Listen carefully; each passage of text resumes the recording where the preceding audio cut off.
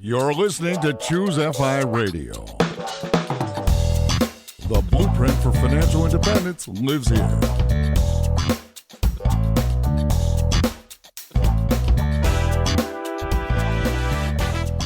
If you're looking to unlock the secrets to financial independence and early retirement, you're in the right place. Stay tuned and join a community of like-minded people who are getting off the hamster wheel and taking control of their lives in the pursuit of financial independence. ChooseFI, your home for financial independence online.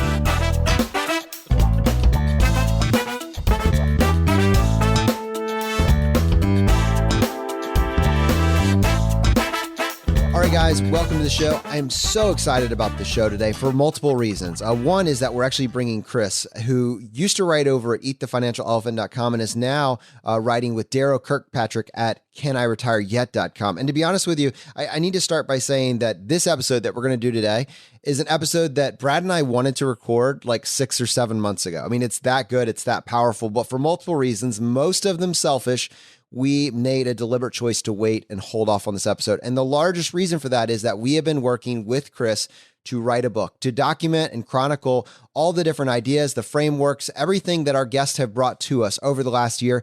How do we take all of this and turn it into a blueprint for financial independence? And the part of this that's so amazing is Chris is quite possibly, as you're going to see throughout this episode, the perfect travel guide to help us put this together.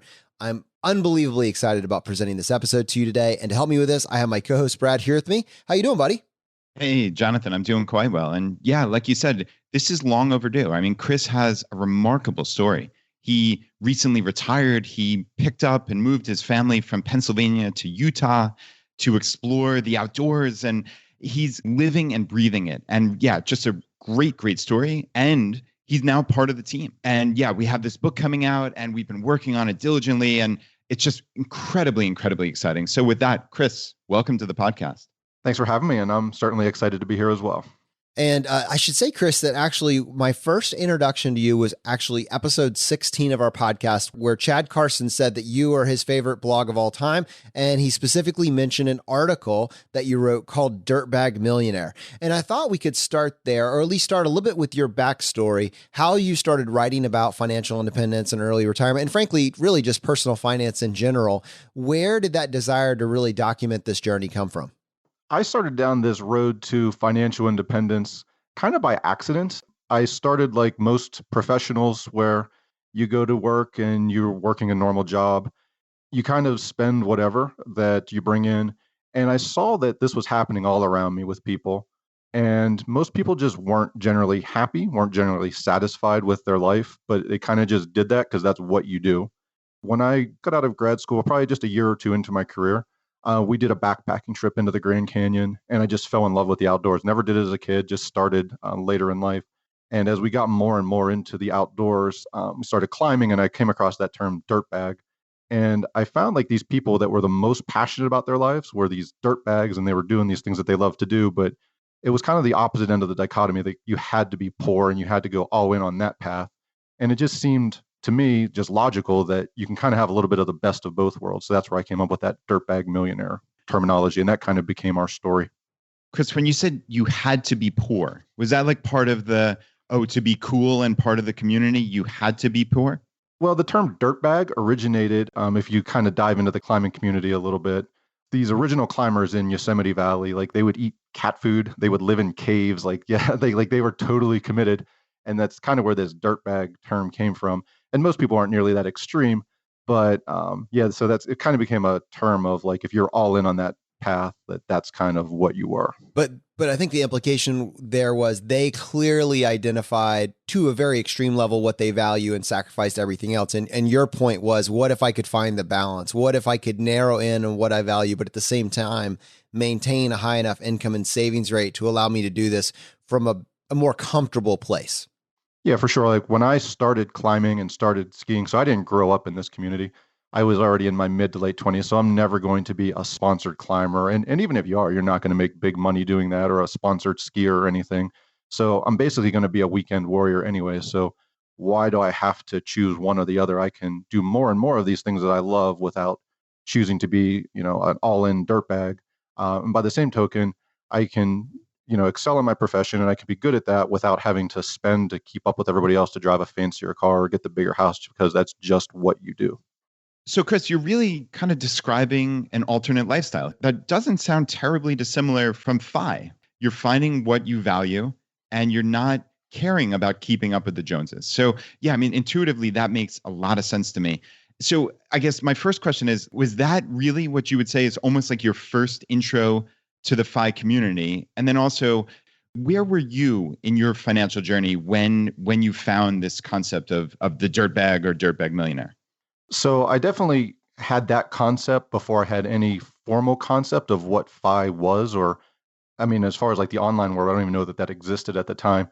So we're talking probably 2003. I got out of school in 2001. And at that point, we were basically just living off of my wife's income and saving mine because to us, it just made sense. And we were pursuing the things we wanted to do. We were getting out into the outdoors. We were traveling a lot. So we were doing pretty much everything we wanted to do. And we were still able to save a lot. Where we just didn't have any clue was on the technical side. We didn't really know what to do with our savings and how to take it. And that's where the FI community really helped us. So you're coming out of college, you're saving 50% of your income.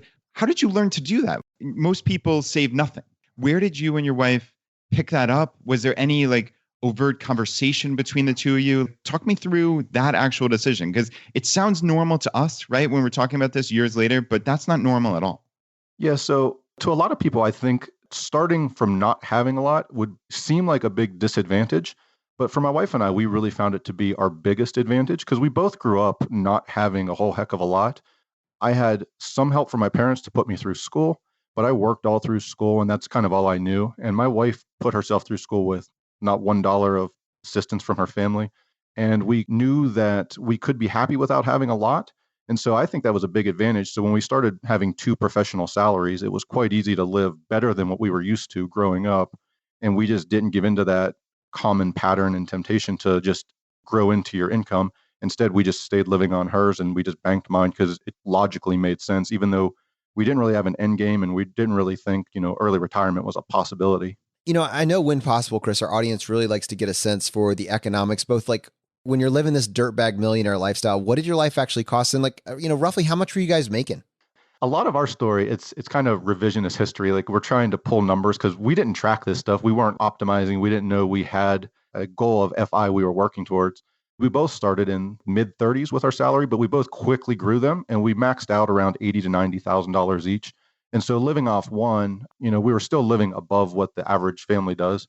And then we were able to bank the other one pretty easily by keeping our structural costs down with housing and cars and the big things that everybody now talks about in the FI community. And we just kind of intuitively figured that out.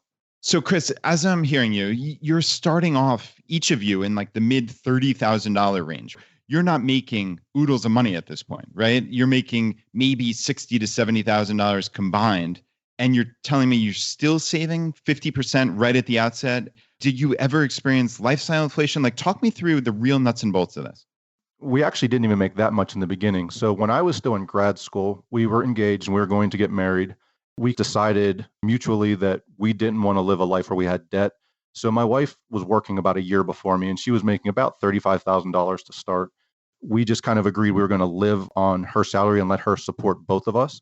And I was working when I was in grad school. So anything I had, I went to help pay her debt off. And we actually, I think it was my first or second paycheck of my quote unquote, like real job as a physical therapist. We were out of debt and we were living pretty comfortably on her paychecks. We decided to keep doing that.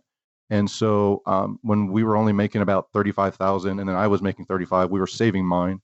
And then as our incomes both grew, we were able to gradually inflate our lifestyle, but still living only on her salary. So I never really felt sacrifice, which kind of made it easy for us because we did have a little bit of lifestyle inflation, but we also, our savings went up with that. And we were always saving that 50% because we just lived off of one salary. Yeah, I love what's built into that. And I think there's probably, although we're going to keep exploring your story, I think it's probably worth highlighting here because many people will hear somebody that makes a higher salary. And that's, certainly there's a range on what higher means depending on where you are. But, they made more than I did, so this story isn't relevant. But I think what's so interesting is that rarely is life just, when so many of us look at something and just see a snapshot, but you didn't start with a $70,000 or $80,000 salary. You started at 30, and then you can explore kind of what that upwards trajectory is. And so many of us just kind of look at the one side of the equation, which is how can I save more, not realizing that there is this other half of the equation. How can I earn more? And honestly, as long as you're using some of the tactics described in this show and in other shows, it just makes everything easier. And so I appreciate you actually taking the time to walk us through that. So Chris, this is amazing, right? You're saving 50% of your money, but you're 22, 23 years old at this point. There's no talk of VTSAX and the simple path to wealth. Where were you stashing your money? I mean, is this just going into your checking account, into an online bank? Talk me through what the Chris at 23, 24 is doing. Folger's coffee can. So it was slightly more sophisticated than that, but not much. So we really had no idea what we were doing. Our strategy was, we knew our biggest expense, and most people's biggest expense, is housing. So we wanted to get rid of our mortgage. So my first paycheck every month went to the mortgage, and we were just paying that off quickly. Never thought about optimizing, never thought if that was a good or bad decision. So that's where the first of my 2 paychecks went. The second, we started investing with a financial advisor because we had no idea how to invest. And of course, everybody knows investing's complicated and you couldn't do that on your own. So we bought into that hook, line, and sinker. And we kind of didn't ask any questions, or at least any good questions. And whatever he said, we did. And that's where we made a lot of mistakes. And I'm certainly happy to go down that road if you guys want to. Yeah, well, we do want to go down that road. Tell us a little bit more about that. So, financial advisor, there's good ones out there and there's bad ones out there. Sometimes it's hard to know which one you're interacting with. What was your experience? Well, the common advice is you get a referral from someone who you trust. And that's what we did. We took that advice. And so we went to my parents, because my parents, like we talked about, I didn't come from a family that had a big income, but my parents, I thought, were pretty good with their money. And overall they were, aside from investing. So we went to their advisor, who was a commission salesman. We've later learned, we didn't even know that term, what that meant at the time, or what questions to ask. But so we went with him and kind of followed the path that they had taken. And we didn't really ask any questions. We just kind of figured he did well by my parents, so he would do well by us. And we just trusted basically whatever he said. And that led us to make some pretty massive mistakes. I guess we should ask the follow-up question. What were those massive mistakes? Basically, whatever he said, we did. So we didn't ask how he was paid. So we were buying front-loaded mutual funds. And we knew that. He did explain that. So we knew we were paying at the beginning, I think 5.75%. But when you don't know that there are no load index funds, you don't even know what that term means. It doesn't sound that bad. But now knowing, it sounds pretty awful. So we were buying those. What we didn't realize is when you buy these funds through a commission salesperson, he's also getting a kickback on the back end. So they had, again, terms I didn't know at the time, but expense ratios. Our expense ratios were averaging 1.25%. About a quarter of that was going back to the advisor and a 12B1 fee. So not good, because he's getting paid and we didn't even know he was getting paid. But he was crushing the market, right? he told us every time we went in, he was showing us how good our returns did. And they were definitely focused on that. And then our biggest mistake, a few years down the road, my wife was switching jobs and she had some money in a 401k and she rolled it over into a variable annuity, which again, didn't even know what that meant at the time. And it was actually surprising a few years later when we started finding these 5 blogs and learning about investing. I kind of stumbled on going through our statements and I realized I had a variable annuity. But we bought this annuity for like $100,000 and never asked a question, didn't even know what it was. And honestly, we didn't know we owned a variable annuity. We just did it because the advisor told us that that was the thing to do. So yeah, we were pretty dumb with our money in that respect. So what period of time was this? I mean, how long is this? Were you doing this for 2 years, 3 years? How long of a period of time were you just kind of blindly following this advice? I wish it was that short. About a decade. So we were probably in our mid 30s when, just because we were so diligent with saving, even being suboptimal. So we had our house paid off. Now we had like a 6-figure investment portfolio. And we're starting to think maybe early retirement actually is realistic. And let's get serious and let's start like looking around and asking questions, which we should have been doing a decade earlier. And at that point, after we made some pretty massive mistakes, is when we started to discover this stuff.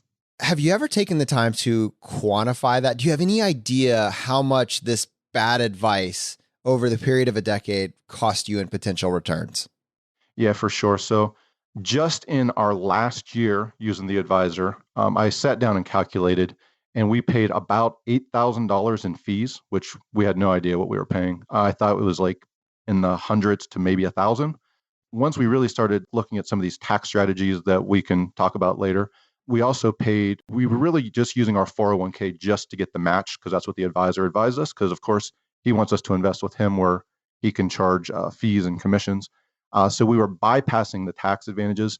And then he had us in actively managed funds, which I don't want to get too technical here and get too into the weeds, but that creates a lot more taxes unnecessarily where an index fund wouldn't. So even in our taxable accounts, we had extra fees. So it was about $20,000 between unnecessary fees and unnecessary taxes just in our last year of using him. So $20,000 that final year, and that's crazy. But what about when you look at the compounding effect over a decade? What do you think that cost you as a summation? So, I mean, when you look at the age when we were making the mistakes, so this is in our mid 20s to mid 30s. And then you look at the amount of money, the magnitude of the mistake, it's easily $1 million, possibly a $2 million mistake when you figure how many doubles you lose with compounding over that period of time. So when I say it was a massive mistake, I don't think that's an understatement. Brad, I think we can just skip question number 5 on the hot seat. I think we've covered that very thoroughly. Yeah. The frustrating thing here, Chris, is you guys thought you were doing the right thing, right? You're investing, you're saving 50% of your income. Of that 50%, you're paying off your mortgage with, it sounds like about half of it. The other half, you're dutifully investing. You asked for a referral, and yet this shark basically took advantage of you. And it's interesting. Like, this actually brought me back. I don't think I've ever mentioned this on 200 plus episodes just because I forgot about it. Like, the exact same thing happened to me, though luckily it was a much smaller issue. Like, I opened up a Roth IRA when I was 22 years old. I walked down to the bank that was downstairs from my office, and they hit me with a fund that I think had a 5 or 6% front load. I mean, that is insane. I had to worry about when I could sell this thing or I'd get hit with some other fee. I mean, I might be remembering the exact details wrong, but do they just look at kids like that who sadly are doing the right thing and look at them as like chum in the water, right? That was really the reason I started to write about this topic. And I thought I had been ripped off. And as I really started to learn, what I found is the advice we got is actually pretty standard. And this is not an indictment of all financial advisors, because there are some good ones out there. But unfortunately, this is at least you're starting to see some changes now. But this kind of is the norm for the industry in a lot of areas. So you have to really know what you're getting into. So, Chris, buried in there, you said something about your wife rolled her 401k into a variable annuity. What are the mechanics of that? I mean, admittedly here, I probably should know this, but this has never crossed my desk. Is that still under the umbrella of a 401k or IRA, or was there the double hit here of some kind of tax event also? Well, first off, I would say for 98% of the people listening to this, because I've done a lot of research now, variable annuity should not be a term you even know. And that's a good thing if it's not crossed your plate. But basically, a variable annuity is a kind of a hybrid investment/insurance product. And it's just loaded with a bunch of fees. And for the vast, vast majority of people, particularly if you're not maxing out all your just regular tax deferred accounts, it should never cross your plate. So there's really never a reason that I can think of that you would have it in a tax advantage retirement account, because that's one of the big advantages is if you're maxing out everything, then you could put some money in there and have some extra tax protected space. But basically, it was over 2% in fees every year, and it had a surrender fee, so we had to make a decision to finally get out of it. And I think we ended up paying $5,000 or $6,000 on the back end of that. Yeah, it's just bad on all counts. So be glad that you don't know what that is or know much about it. That is absolutely crazy. And one quick follow-up. I know you said you didn't want to go into the technical aspects of why actively managed funds can cause more taxable events, I guess, but our audience is interested. I'm assuming you're alluding to capital gains distributions, right, on sales of the underlying funds. Can you give a quick summation of that? Sure. If you have an index fund, basically the mechanics of that is the fund buys every stock that's in the index and they hold it forever. So as long as you have a broad base, like say a VTSAX, which you guys talk about a lot, you're buying every stock that's in that index and you're holding it forever. So you're never selling it until you make a decision to sell a share of the VTSAX. So you don't have any capital gains tax in there. Like I've owned now since I've switched my strategy for 6 or 7 years, and I've paid 0 capital gains taxes. When you have an actively managed fund, there's trading within the fund. And so you don't have any control over when they buy and when they sell, but they incur these capital gains, pass them on to the shareholders. So whether you buy or sell or just buy and hold like you should, you're going to recognize these gains and you're going to be taxed on them in the year. So by having an index fund, it's essentially another way of deferring your taxes until you actually need the money.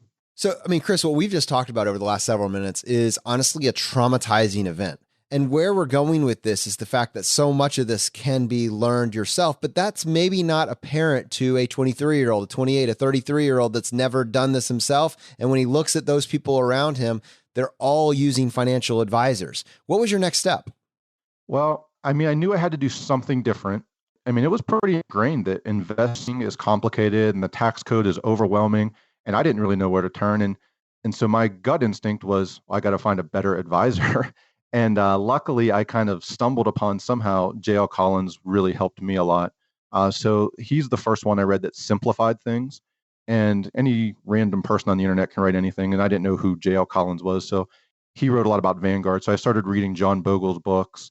And I just kept going down this rabbit hole. And like this all just made sense. And so finally, I decided, okay, maybe this is something I can do on my own. But yeah, my initial gut was just I have to find somebody else. And I don't know where that would have taken me. So I'm very fortunate. And that's kind of how I got into the FI community. So Chris, we're working with you on this book, and all of the things that we're talking about are things that are getting incorporated in some fashion into this book. It's kind of like, if I look back, you did a lot right. You did a lot right unintentionally. You nailed the savings rate, but there was no optimization.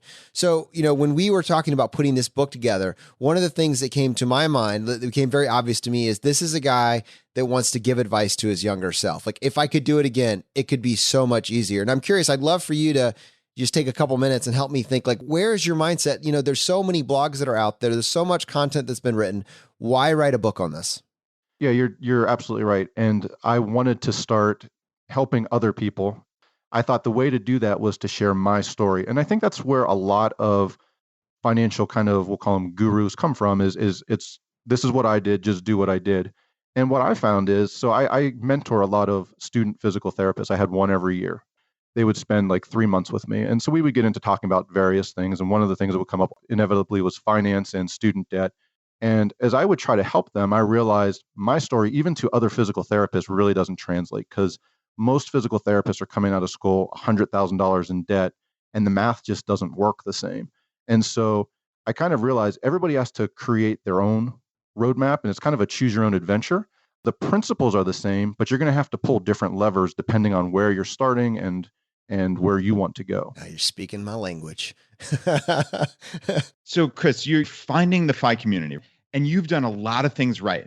You've saved 50%, maybe plus of your income. Let's say 50%. And this just kind of goes along with a quote that I always say, which is something to the effect of, if you save 50%, it almost doesn't matter. You're guaranteed success, right? Like, you can screw up. I've screwed up royally. I've talked about these real estate investments, or really speculation, that I did when I was in my 20s. And I mean, honestly, that probably cost me compounded a couple $100,000. It's probably not all that far off in the grand scheme of things from what your mistake did. And that said, both of us reach FI at roughly the same time in our late 30s. And that's a remarkable thing. The key is the savings rate. You can screw up this other stuff at the margins, and even not at the margins. We both royally screwed up, but yet we're here. And that, to me, is a testament to the power of savings rate. But I'd love to hear your thoughts on that generally, because this is a really powerful thing to get across to people.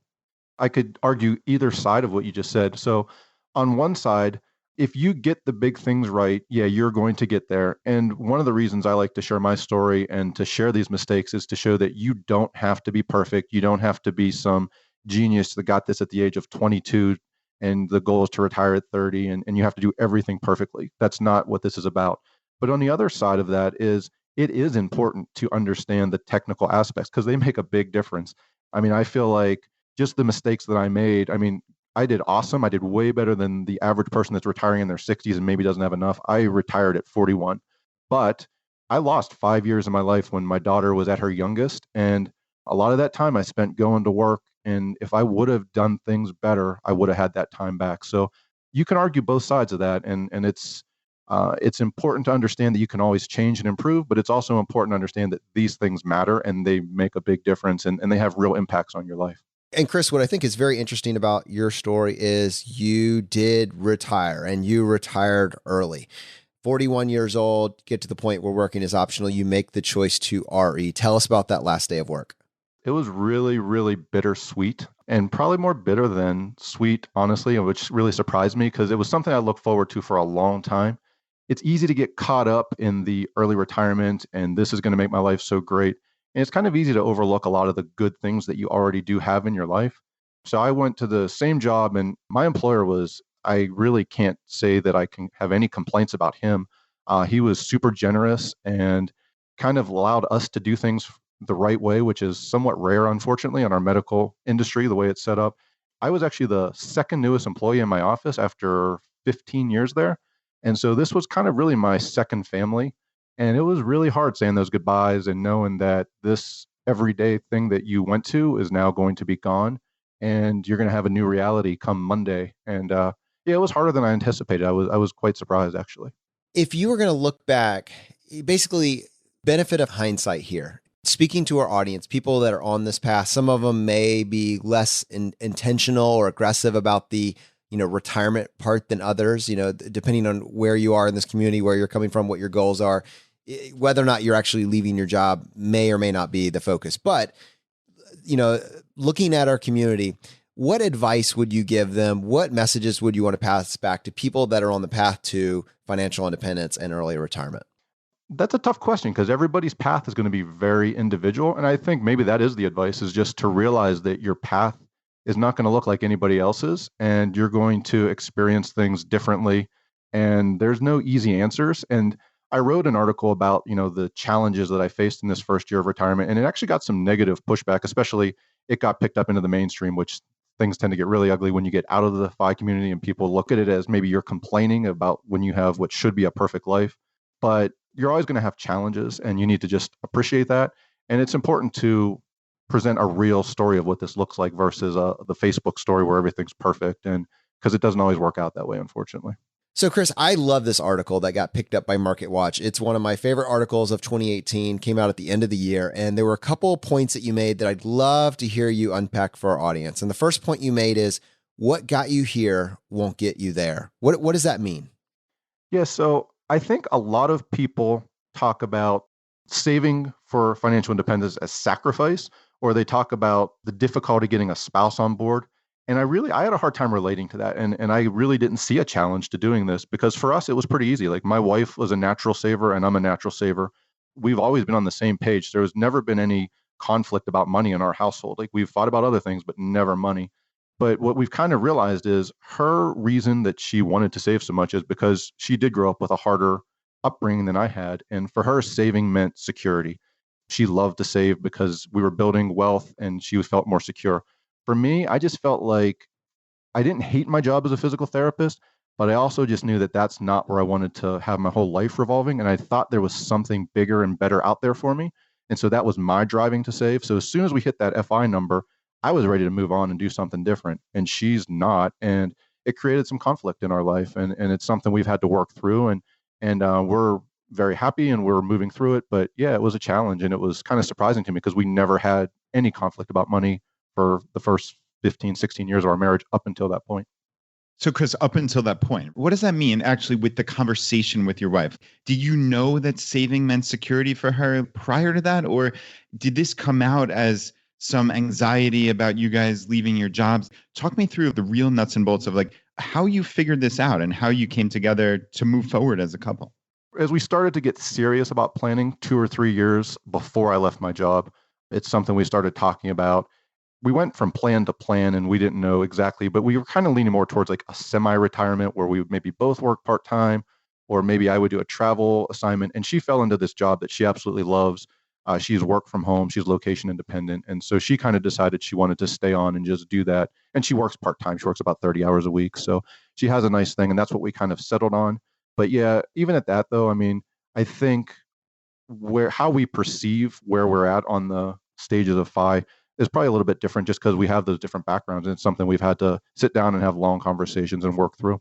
Yeah, I totally hear you because just for the audience out there, is there something that you could have broached this conversation years before? Or is there anything that you could pass along to the audience to say, okay, this is something I wish that I would have done as far as discussing this? Or were you just, I mean, not to be stupid, but blissfully unaware that you guys had this until it came to this point of, wow, this is real?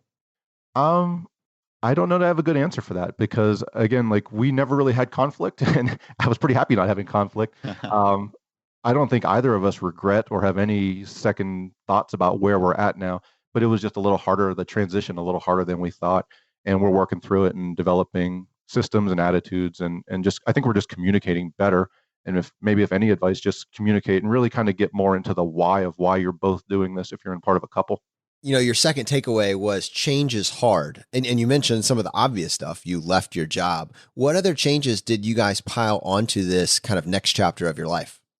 We made a lot of change in a very short period of time. And we talked in the beginning about that whole Dirtbag Millionaire. And we both knew we always wanted to live in the mountains. We really wanted to move west, but our family was all east. Could we have planned it better? Maybe. But we kind of planned our transition around our daughter starting kindergarten because we wanted to do it before she started so we didn't pull her out of school.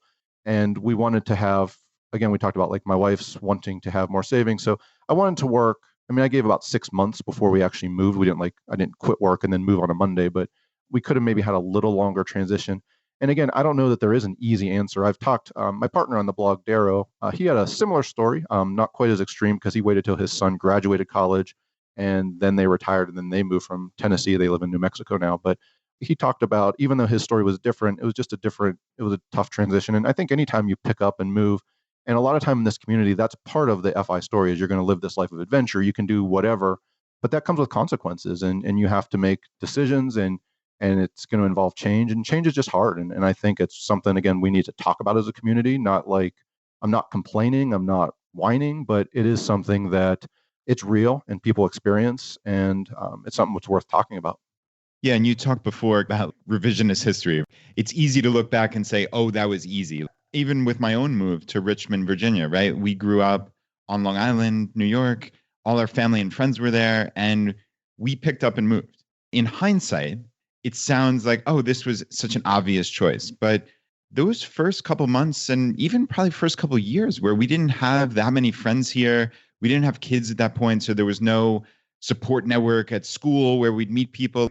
It was not all that easy. And I mean, I remember that first year, Laura was not all that happy with the move. I mean, we were there by ourselves. And I'm curious, have you experienced that and how have you handled that transition? And again, like I love this because we're having like a real conversation versus like kind of that Facebook, like everything's great. I would say we kind of hit the neighborhood lottery. Like we have the best neighbors. We have an awesome support system here in Utah very quickly, but it's just hard. Like, so everything is just different. And when you do the same thing, like I went to the same job and did the same thing for 15 years, and I felt like I had mastery of everything. I had mastery of every patient that came in. I've kind of seen that before. I knew what to do. I had a routine in the morning before work. I had a routine after, and then just everything changes. And I mean, having unlimited freedom, it sounds awesome. And in a lot of ways it is, but in a lot of ways it just presents new challenges. Like when I only had 2 hours in the day before work from 5 to 7, I got up every day. I did my workout. I did my writing. I knew when I was going to do it. I didn't always have as much time to do as much as I wanted, but I knew what I was going to get done. And a lot of times when you have 24 hours free, your time just kind of gets filled and things drift. And again, it's just a new challenge where I didn't have mastery. I was learning a totally new skill. And it just takes time. And again, I don't regret it. Like I still have my PT license as a backup. I could return to work, and there's not been one day I thought about it. I don't regret where I'm at, but it doesn't mean it's easy every day and it's just all, rainbows and unicorns. And it reminds me of kind of this theme that I've actually seen. And I'm curious what this was like for you. If you retire and you're in your late 30s, early 40s, pick a number, what are you going to do with all your free time? For sure. And, and again, one of the advantages I have when you write, and especially with me with writing, and I'm partners with Darrow Kirkpatrick at Can I Retire Yet? I had a mentor that went ahead of me in this process. When I retired, I mean, my intent was I didn't know what I was going to do. And I ended up partnering with him, and I ended up partnering with you guys after I had made that decision I was leaving my job. He kind of cautioned me, like, "Are you sure you want to do all these projects so soon and you need some time to adjust?" And I just couldn't, it's not that I didn't listen to him. I couldn't picture like, how am I going to fill all this time? What am I going to do? And yeah, it gets filled. Yeah, I knew that was coming. But like, have you had that first day of boredom yet? No, I have not. We definitely have had more relaxing days. Like we're into ski season and we are definitely enjoying and we're getting out. But yeah, almost every day, even now, like if we're going to ski, I'll typically get up and write for 2 hours in the morning and then we ski and then we have my daughter and she's doing things. And yeah, it's definitely not, we're never just sitting around like, oh, what am I going to do today? That hasn't happened yet. And I think this actually ties really well because one of the other points you made in this article is that your priorities won't magically change. And so what I love about this, I've seen this in my own life, and this is a critical point because there's value for people that maybe aren't at financial independence, that are still in their day jobs. Many of us throughout life say, oh, I would work out if I had more time. Oh, I would do this if I had more time. And I'm curious, did you have a list of things that you are planning on doing? And what happened to those things when you suddenly had time? So what your priorities are, like you're not going to change because you become financially independent. So the things that I was already doing, so we talked about like I had 2 hours in the day that was my time in the morning. And I would spend that time, I was writing my Eat the Financial Elephant blog, and it was a tiny blog. I made zero, I never made $1 from it, but I got up because it was something I was passionate about. So I knew enjoyed writing about this topic. And that's something I did more of. I wrote this book in this first year. I started writing with Darrow at Can I Retire Yet? Skiing. We always, even when we had my infant daughter, we managed to get out 1 day a week. And we knew that was something we loved to do, and we did it even more. But then other things, like I just always felt like I wasn't doing enough and I should volunteer. And I used working as like, I don't have time to do that. And I found like maybe I just don't really have a cause that I'm super passionate about. So I'm starting to figure that out and I'm starting to experiment. But I found at the end of the first year, it's kind of embarrassing to say this, but I think I volunteered like 4 or 5 hours the whole year. It was basically like working to breakfast, serving breakfast. And that's what I did. And I kind of realized that just wasn't a priority. Same thing. We talked about the whole dirtbag thing. I thought I was going to be climbing all the time and finally getting better. And I kind of realized I kind of stopped climbing so much because I have a daughter and that's been a bigger priority for me. And so much more of my time went to her, and I really don't climb very much. And I've even taken up mountain biking just because it's way more convenient. And I kind of realize I think I don't climb so much because it's just not convenient. It takes a day. It's a lot of organization. It's a lot of risk that I'm not 100% sure. And when I really am honest with myself, I'm willing to accept at this point in my life. So yeah, I think it's just important to be honest with yourself. Chris, that's really interesting. You used a word before, mastery, and I didn't want to let that slip by. So you were talking about it in terms of your job, but I think that humans crave mastery and at least improvement. I'm curious because now you're talking about what essentially priorities. Does enjoyment trump this? Does convenience? Do you necessarily want to go out and do something that's going to be dangerous when you have different priorities? Does mastery play any part of your current life? I think this is another thing maybe that I struggled with before financial independence, before I retired, before I left my job. I felt like I kind of had mastery almost over every aspect to the point where my life was getting boring. And I think that's why I liked writing so much is I was not an expert, as we talked about, on personal finance, and I was learning something, and it was such a driving force. And I went from that to now almost everything in my life I'm not a master of. And it's kind of challenging because yeah, there's just that sense of confidence that comes with being a master of something. And yeah, like when everything in your life is new and everything is you're a novice at, it kind of robs you of some of that identity, some of that confidence maybe. It's hard to really put words to it, but it definitely makes life challenging. And Chris, I loved how you stated, improvement towards something. Specifically in this context, you were mentioning writing, and that really gives us the perfect opportunity because very early on when Brad and I started recording the ChooseFI podcast, 2017, very early in 2017, it became apparent to us how valuable this information that our guests were bringing to us actually was, how it had the ability to transform lives. And we knew that it was going to be a priority for us and if at a future point in time to go back and see whether or not we could help restructure some of this information in a more linear fashion and put it together as a resource, as a book for people who wanted to get on this path. I mean, that was quite literally, I was having a conversation with Brad about this very topic.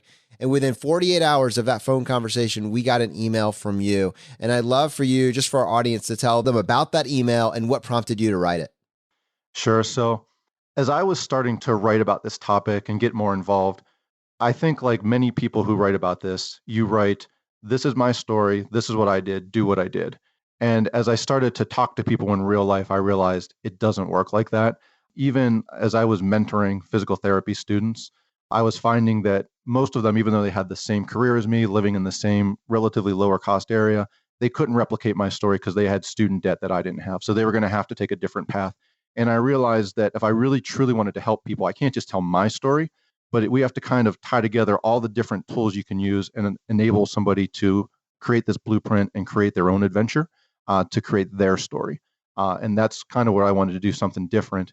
And so my idea was, I'm a huge Tim Ferriss fan. I reached out to Brad because I heard him talking about it. And I love the book, Tools of Titans. And I thought if we can get all these different people from the FI community and get their story and turn that into a book, that would be really cool.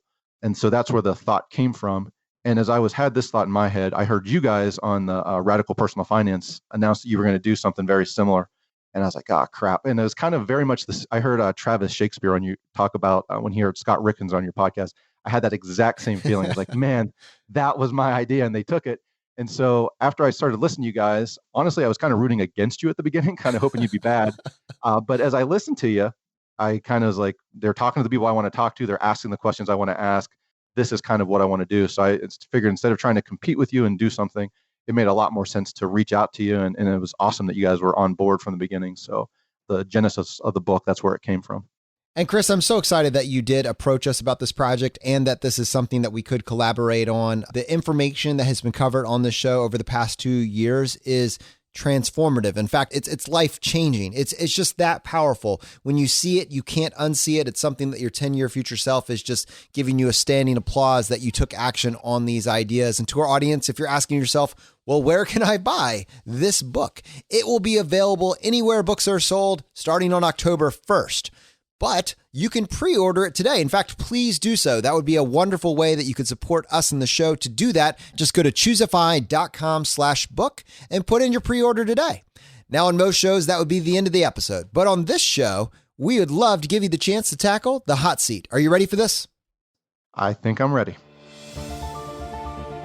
In a world drowning in debt and rampant consumption, trapped by the chains of lifestyle inflation, these questions highlight the secrets of those who have broken free. Welcome to the ChooseFI Hot Seat.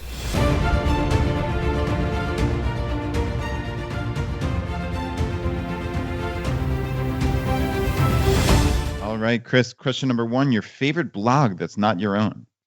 So I kind of gave you guys my background of getting into this, and I've been helped by a ton of different blogs. So this is kind of like asking to pick your favorite kid. So if I can, if you'll indulge me for a minute, like I think I came into this scene with Early Retirement Extreme and then Mr. Money Mustache shortly thereafter. And I think I had a lot of the framework just intuitively that they had. But what I really got from those guys was just that this is a community and there's other people doing this. And make no mistake, when you're doing what we were doing, you're going to kind of be a weirdo. So just seeing that there's other weirdos out there is very welcoming and helpful. I realized I need to get into the technical aspects. So JL Collins, his stock series I recommend that to everybody. And then also as a medical professional white coat investor, they both helped me tremendously with just the technical aspects of understanding investing and simplifying that. Very similar on the tax front, Mad Fientist and Go Curry Cracker took something that to me was just totally inaccessible and made it really simple. So all those I would say are extremely great blogs. When you're walking this journey, you need to find peers, people that have a similar story to yours, that it kind of just helps you. For me, Our Next Life, Chad Carson at Coach Carson, Slowly Sipping Coffee, they were kind of my peers and we communicated, and I actually developed real world friendships with all of them. They're all tremendously helpful. And then finally, I do think it's helpful to have a mentor, somebody out there ahead of you that's just being honest, and some of the stuff we talked about here today. And for me, Todd Tressiter over at Financial Mentor served that, and Darrow, who now happens to be my partner. So I'm a little bit cheating because that is now my blog too, but those were my two kind of go-to blogs for those people that were my mentors that were out ahead of me. I think you're going to win an award for most blogs mentioned as an answer to a single question in the hot seat, but I love it. And all the people that you mentioned, we're huge fans of, and they produce incredible content. So we'll link to every single one of them in the show notes. And to our audience listening, it is worth checking out all of those resources, as it pertains to your particular story. All right. How about this? Sadly, I feel like I left people out, but you definitely did. Not due to lack of trying, though. All right. Question number 2, your favorite article of all time. Again, like with all those people that helped me, I'm going to have to be selfish and go back to that Dirtbag Millionaire article. And the reason being is our plans just evolved and changed over time, and they are continuing to. But that's always been our true north, that we kind of keep reorienting ourselves to. And it's pretty cool that that's actually where we're at now. We've moved from Pennsylvania, and we now live in the mountains of Utah, and we ski and we hike and we climb and we mountain bike or whatever we tend to do on that given day or season. And that has become our life. And the other reason that's really cool is in the book, we talk about just starting and you don't necessarily know where you're going. And I started blogging just because I thought I would help people, and I had no idea what I was doing. And that was the 9th post I ever wrote on my blog. And I was really close to quitting because I was just like, this is not getting traction. It's not taking off. And Jay Money, he had Rockstar Finance at the time, and he put that on the top line of Rockstar. And like in one day, I had like 100 subscribers, and I finally had comments, and I knew people were reading my work. And it just encouraged me, and I would not be sitting here today. So it literally changed my life. So that's definitely my favorite. That is so cool, Chris. And yeah, I mean, to write an article and then have it come to fruition in your life. I mean, that has to be amazing. Like, have you ever thought back on how wild that is? Frequently. Yeah. Well, we'll get into that with the next question, I think.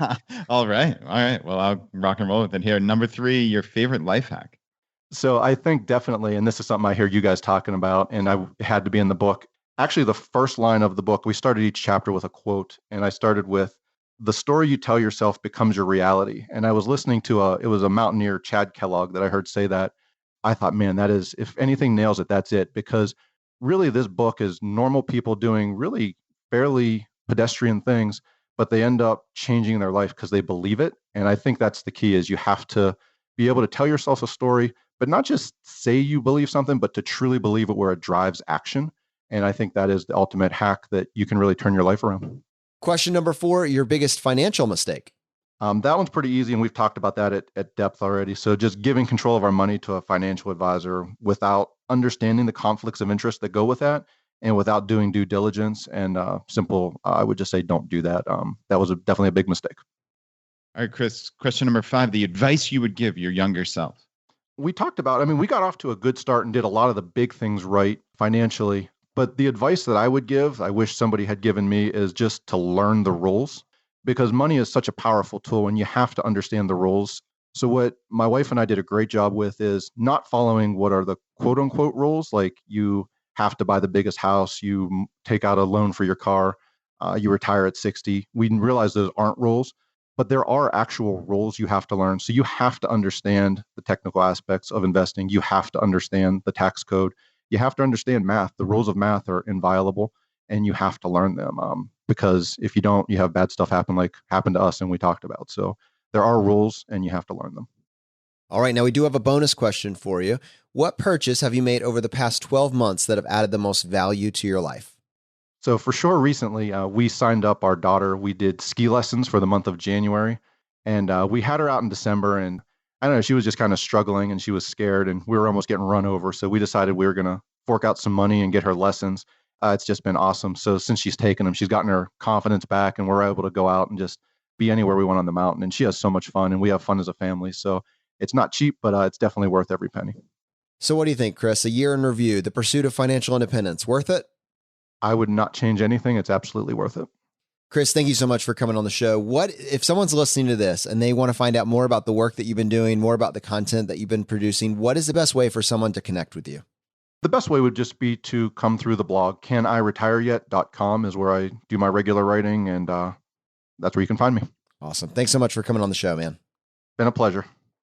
Brad, what Chris has done with this book, helping us craft it the way that he did, telling this story, this choose your own adventure, but it's important, like we've been saying for the past year, you got to know the rules. You don't need a master's degree, but you got to put a small amount of time in. And you saw in his story, he was able to quantify how financially devastating not knowing the rules was. And at the same point, prove out that your path doesn't need to look the same as his. This is a choose your own adventure. And this is definitely something that's worth pursuing. Yeah, and I loved how specific he was about that, right? That this is individual. Even though there are other, like he said, other physical therapists in his office, people that he mentors that live in the same area. You would think on the face of it, they could follow his story, but yet it is different. It's individual. That's what's so beautiful. As you said, choose your own adventure. It's presenting this information. You have to go out there and learn it. But there are places like ChooseFI, all these other blogs and podcasts, like you can learn this information, but you have to take it in and then you have to take action. And clearly Chris did that. And it's an amazing story. To our audience, if you got value from today's episode, and if you've been getting value from the episodes up to this point, just take 1 second and press the subscribe button on the platform you're listening to this on. It just lets the providers know you're getting value from the show and you want to be here when we produce additional content. If you want to support us in what we're doing here at ChooseFI, here's one easy way. Just go to ChooseFI.com/book and put your pre-order in today for our book going live on October 1st, 2019. All right, my friends, the fire is spreading. We'll see you next time as we continue to go down the road less traveled.